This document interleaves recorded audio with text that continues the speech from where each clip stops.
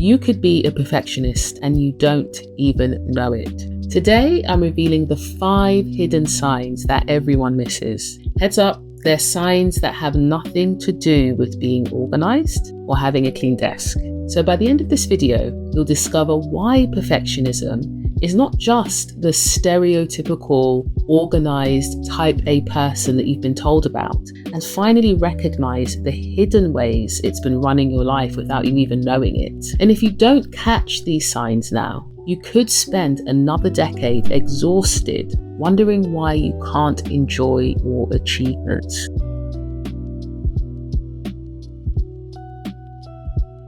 So I once had this session with a client and the topic of perfectionism came up, but she was absolutely adamant that she was not a perfectionist. She was like, no, I don't think I'm a perfectionist. My house is messy. I'm behind on everything. And I don't even finish the things that I start. And I just looked at her with complete curiosity because I had so many questions that were coming to my mind. And that prompted us to dig a bit deeper. Lo and behold, 3 months into our work together, she did a complete about turn. And she realized that she's actually a severe perfectionist. Nothing about her situation had changed. What had changed was her understanding of what perfectionism actually looks like.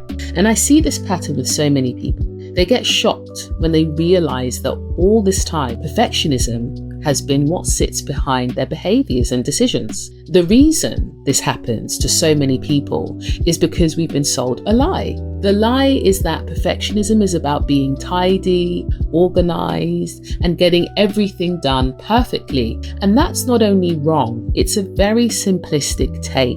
This common misconception is exactly why millions of perfectionists are suffering in silence, thinking that they're just not trying hard enough. The truth is that perfectionism isn't just about wanting to do tasks well. It's about terror of not being good enough, terror of being exposed as inadequate, terror of being abandoned, excluded, or rejected. And this can manifest in a variety of behaviors, and not all of them look perfect. Here's the other thing people don't talk about enough.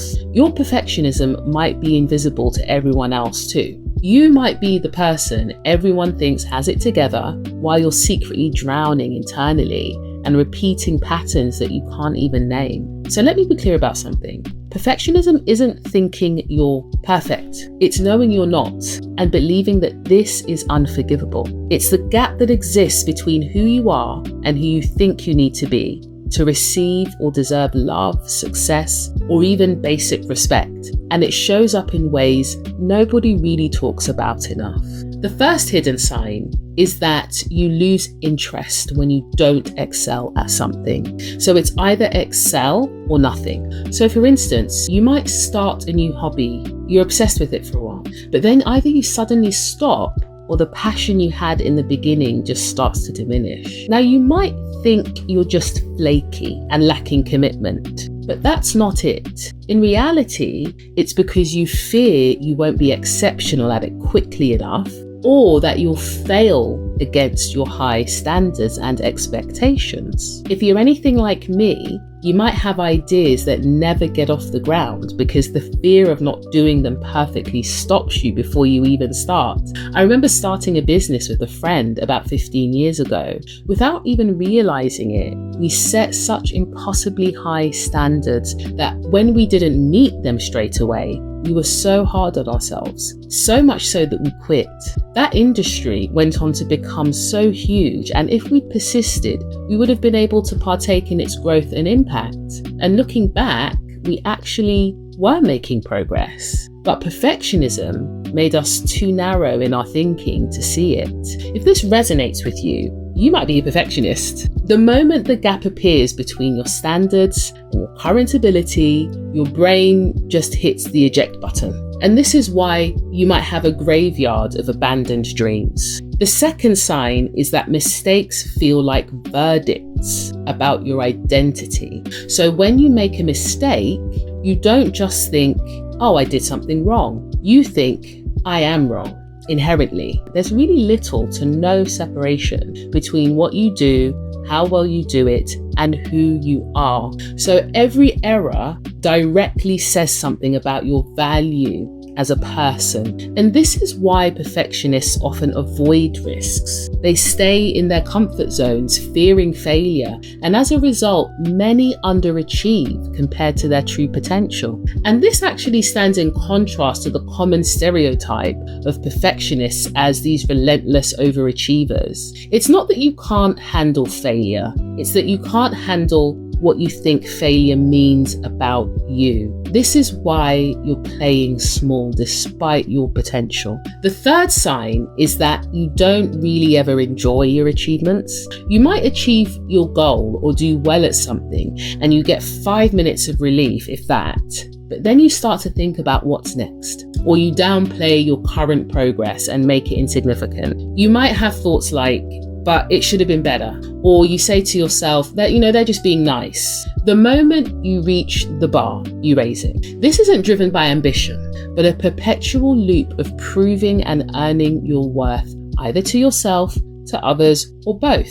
And if you stop moving, you might have to confront the fear behind why you keep moving the goalpost. This is why success feels like failure, or just another reminder of how far you have left to go. If you want to understand more about how social pressures create and drive perfectionism, I highly suggest you check out my video, Society Demanded Your Perfectionism Now Judges You for It. I'll leave the link in the description box for that below. If any of these signs have resonated with you, do keep watching, because in my experience, signs 4 and 5 highlight the negative ripple effects of the ones we've already discussed. So, the fourth sign is that you struggle to switch off. Everyone thinks you're just passionate though. They think you're just passionate about your work and the things you do. But the truth is you're terrified of what happens if you stop. I get asked this all the time.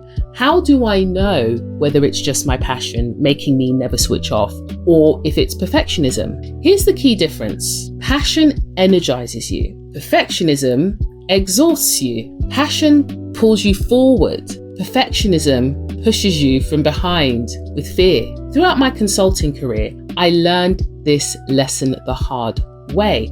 I used to consistently work late nights and even weekends, thinking that was dedication. But it wasn't. It was desperation. It wasn't until the last 5 years, especially after my dad passed away from a stroke, that I questioned, why am I overworking so much?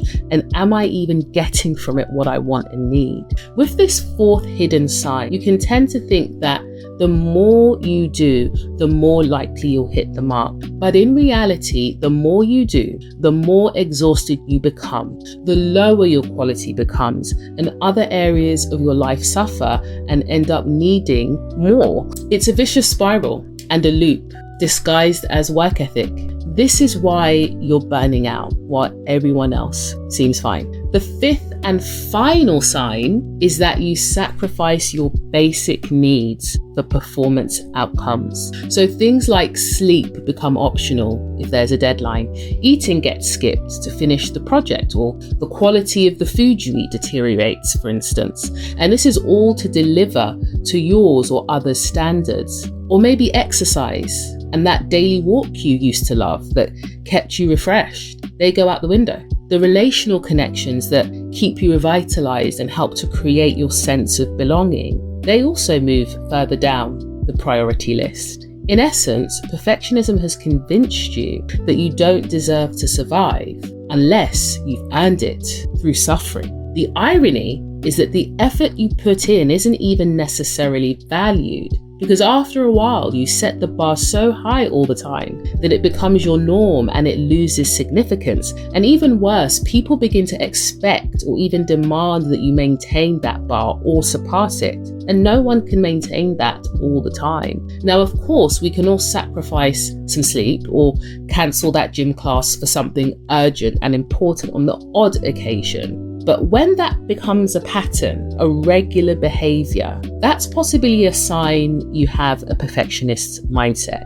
And this is why you feel so much tension in your body, in your jaw, and you're not as fit and healthy as you used to be. What changed everything for me and the clients I've helped was understanding that perfectionism is best explored not as a single and one-dimensional behavior, but as a pattern of thinking and a belief system that can manifest in diverse ways and is influenced by various factors such as personality, gender, and age. So that adds another layer of how different it can look in different people. When you remove the rigid, stereotypical labels tied to perfectionism, you create space for a deeper, more flexible understanding of it.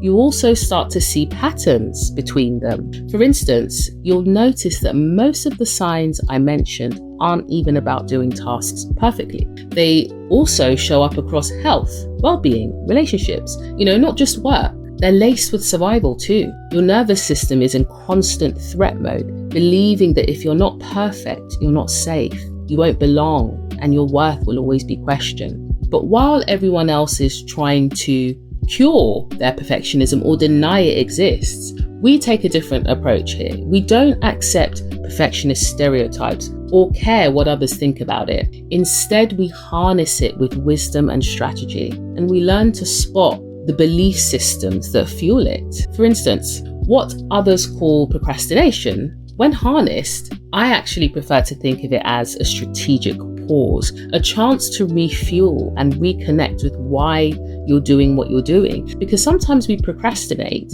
because we've slipped back into that old mindset that could include thoughts like, it has to be perfect or I won't be accepted. And we don't even realize that we've done that. So that fear starts to create a gap between us thinking about what we need to do and actually doing it. The antidote is making your procrastination work for you by reconnecting to your actual purpose for why you're doing what you're doing, not the one society assigned to you, but your reason for doing that hobby, that task, that project, whatever it is. So if you recognize yourself in any of these hidden signs, what can you do about it?